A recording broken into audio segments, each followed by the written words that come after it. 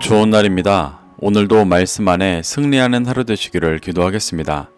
오늘 생명의 삶 본문은 열왕기하 2장 1절부터 14절입니다.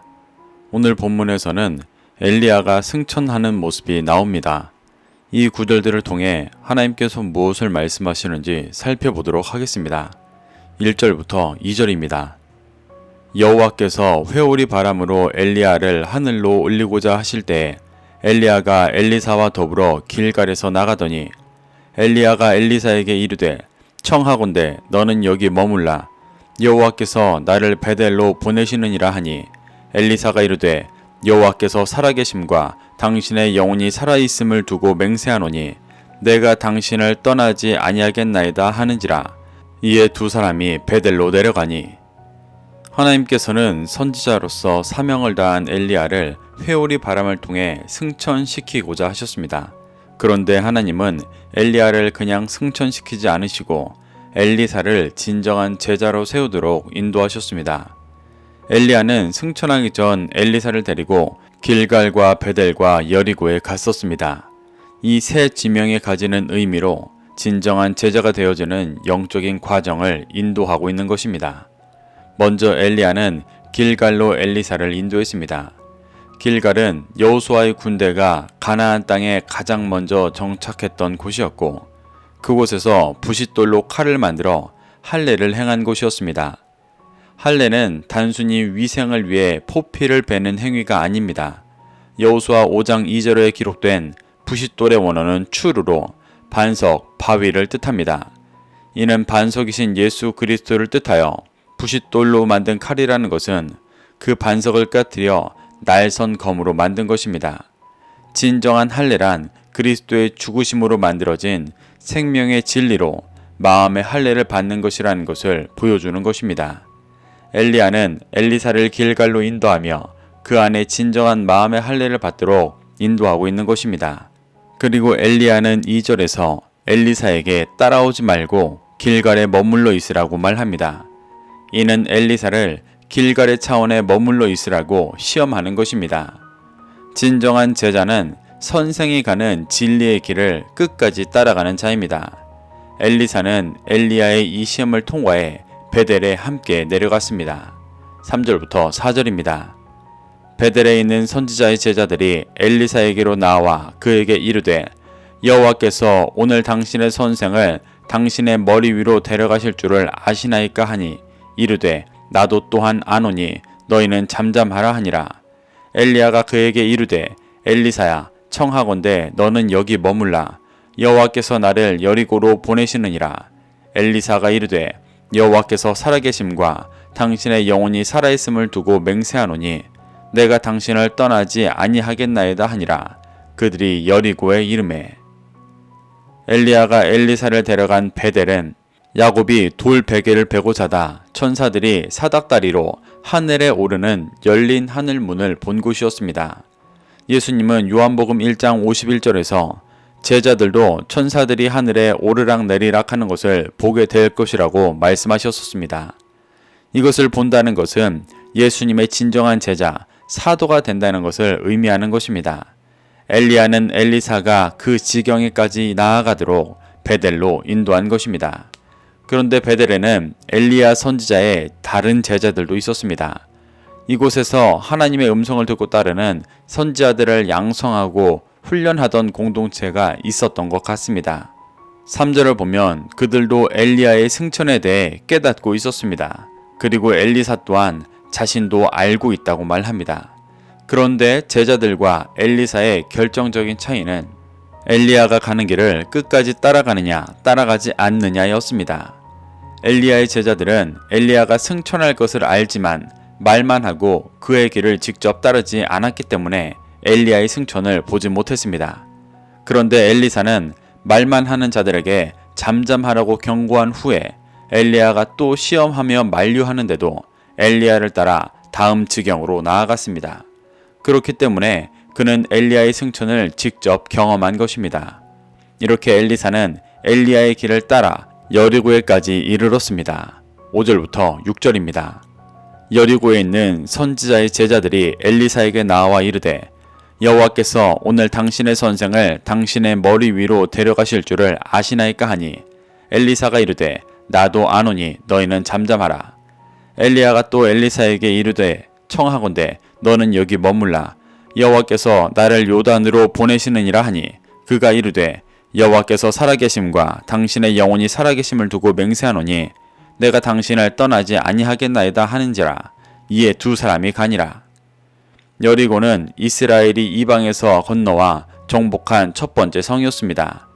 엘리야가 엘리사를 이곳에 인도한 것은 이스라엘에서 이방으로 보내심이 진정한 제자의 마지막 여정이라는 것을 보여주는 것입니다. 이는 모든 죄인을 구원하기 원하시는 하나님 아버지와 연합되어 자신의 모든 것을 드린 자만이 할 수 있는 일이었습니다. 그래서 이 신앙의 여정을 다했던 노년의 베드로는 베드로 후서에서 소아시아 교회 성도들에게 형제 우애와 사랑에까지 연단되어야 할 것에 대해 강조했었습니다. 엘리야는 엘리사를 이 과정으로 인도하고 있는 것입니다. 그래서 이후 이 지경에까지 이르렀던 엘리사는 이방의 빛을 전하는 역할을 온전히 행했습니다. 하나님께서 엘리야에게 명하셨던 이방 나라 다메섹 왕 하사엘을 기름 부어 세우는 일을 엘리사가 했었고 아람의 나아만 장군을 치유하기도 했었습니다. 엘리야의 진정한 제자로서 그의 직무를 계승한 것입니다. 여리고에도 역시 엘리야의 제자들이 있었지만 그들은 엘리야가 승천할 것이라는 것을 알면서도 말만 할 뿐 그 길을 함께 가지 않는 모습을 보여주고 있습니다. 진정한 제자 엘리사와 대조되는 모습을 보여주는 것입니다. 7절부터 8절입니다. 선지자의 제자 50명에 가서 멀리 서서 바라보매 그 두 사람이 요단가에 서 있더니 엘리야가 겉옷을 가지고 마라 물을 치매 물이 이리저리 갈라지고 두 사람이 마른 땅 위로 건너더라. 엘리야가 가는 길을 직접 쫓지 않은 제자 50명은 요단강에 갈라지는 기적을 그저 바라볼 수밖에 없었습니다. 하지만 엘리야와 함께하는 엘리사는 엘리야가 가른 마른 땅 위를 함께 건넜습니다. 여기서 주목할 것은 요단을 가르고 마른 땅을 만들 때 겉옷을 말아서 쳤다는 것입니다. 여기서 겉옷은 엘리야를 덮고 있는 진리를 뜻합니다.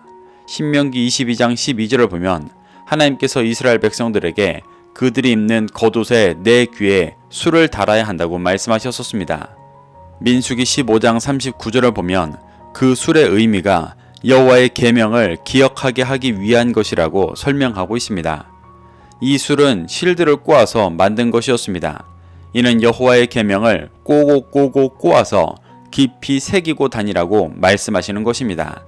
엘리야는 누구보다 심령에 깊은 진리를 새겼었고 여호와의 세미한 음성까지 새긴 자였기 때문에 그의 겉옷은 그 진리의 정수와 같은 것을 의미했었습니다. 엘리야는 그 진리의 겉옷으로 세상의 가치와 초등학문을 상징하는 물을 쳐서 가른 것입니다. 모세가 홍해를 가르고 여호수아가 언약궤를 앞세워 요단강을 갈랐던 것도 같은 맥락의 일이었습니다. 엘리야는 엘리사에게 이방을 향해 갈 때 이 진리로 겉옷을 입고 행해야 하는 모습을 보여주고 가르치고 있는 것입니다. 9절부터 10절입니다. 건너매 엘리야가 엘리사에게 이르되 나를 내게서 데려감을 당하기 전에 내가 내게 어떻게 할지를 구하라. 엘리사가 이르되 당신의 성령이 하시는 역사가 갑절이나 내게 있게 하소서 하는지라. 이르되 내가 어려운 일을 구하는도다. 그러나 나를 내게서 데려가시는 것을 내가 보면 그 일이 내게 이루어지려니와 그렇지 아니하면 이루어지지 아니하리라 하고 엘리야는 엘리사와 함께 요단을 건넌 후 엘리사에게 자신이 승천하기 전에 어떻게 해줄지를 구하라고 말했습니다. 그러자 엘리사는 성령이 하시는 역사가 갑절이나 있게 해달라고 간구하였습니다. 여기서 말하는 갑절이라는 것은 엘리사가 욕심을 부리는 것이 아니라 이스라엘 사람들의 개념 속에서 장자의 축복을 달라는 것이었습니다. 신명기 21장 17절을 보면 장자에게 두 몫을 주는 모습이 나옵니다. 이스라엘에서 장자란 단지 육신의 첫 번째 자녀를 말하는 것이 아니라 아버지의 믿음과 가치를 이어가는 진정한 제자 같은 자를 말하는 것입니다. 엘리사는 그 장자의 축복을 구하고 있는 것입니다. 그러자 엘리야는 이는 어려운 일이지만 하나님이 자신을 데려가시는 것을 보면 그 일이 이루어질 것이라고 말합니다. 이는 길갈과 베델과 여리고와 요단까지 함께한 후 승천까지 보고 엘리야의 길을 온전히 깨달아야만 갑절의 기름 부으심을 받고 장자요 진정한 제자가 될 것이라고 말하는 것입니다. 11절부터 12절입니다. 두 사람이 길을 가며 말하더니 불수레와 불말들이 두 사람을 갈라놓고 엘리야가 회오리 바람으로 하늘로 올라가더라. 엘리사가 보고 소리 지르되 내 아버지여 내 아버지여 이스라엘의 병거와 그 마병이여 하더니 다시 보이지 아니하는지라. 이에 엘리사가 자기의 옷을 잡아 둘로 찢고 엘리야는 엘리사가 제자 되는 길을 다 간 후에 불수레와 불말들로 엘리사와 갈라지고 회오리 바람으로 승천하였습니다. 승천한다는 것은 이 세상이라는 죄악된 구조를 떠나는 것을 의미합니다. 엘리야는 호렙에서 세미한 소리까지 들으며 하나님과 연합된 자였기 때문에 엘리사까지 세우는 사명을 다한 후에 이 세상의 구조를 벗어나 하나님께로 간 것입니다. 그는 하나님의 법을 깨닫고 그것에 온전한 순종하는 삶을 살았었습니다. 그 삶은 모든 죄인을 구원하기 원하시는 하나님과 연합되어 죄인들에게 진리의 빛을 비추는 삶이었습니다. 엘리야는 승천하기 전 엘리사를 세웠고 엘리사가 그 길을 쫓는 제자가 되도록 인도한 것입니다. 그래서 승천한 엘리야를 보며 엘리사는 소리질러 엘리야를 찾은 후에 자신의 옷을 둘로 찢었습니다. 이는 엘리야가 더 이상 없는 때에 자신의 옛사람을 완전히 찢고 새 사람을 입기 위한 행동이었습니다. 13절부터 14절입니다. 엘리야의 몸에서 떨어진 겉옷을 주워 가지고 돌아와 요단 언덕에 서서 엘리야의 몸에서 떨어진 그의 겉옷을 가지고 물을 치며 이르되 엘리야의 하나님 여호와는 어디 계시니까 하고 그도 물을 치매 물이 이리저리 갈라지고 엘리사가 건너니라. 엘리야의 승천까지 보고 자신의 옷을 찢은 엘리사는 엘리야의 겉옷을 주워 들었습니다. 이제 엘리야가 믿고 따랐던 진리의 말씀을 입은 존재가 된 것입니다. 그런 그가 처음 행한 일은 그 겉옷으로 요단강을 쳐서 마른 땅을 만들고 이스라엘로 돌아간 것입니다. 이는 엘리야와 같이 이 세상의 가치들을 깨트리고 갈라 진리의 빛을 가지고 이스라엘을 비추기 위해 돌아온 것을 의미합니다. 이렇게 엘리사는 엘리야의 길을 따라 이스라엘의 진리의 빛을 비춰 제사장 나라로 인도하려 하고 있고 이방의 진리의 빛을 비추는 진정한 제자로 살아가게 됩니다. 우리는 이렇게 엘리야가 승천하고 엘리사가 진정한 제자로 세워지는 모습을 통해 도전받고 그 길을 쫓기를 갈망해야 합니다.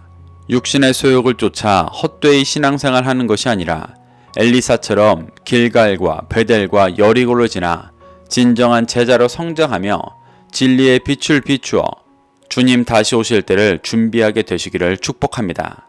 그래서 주님 다시 오실 때 엘리사와 같은 열매를 올려드리는 진정한 제자 되기를 소망합니다.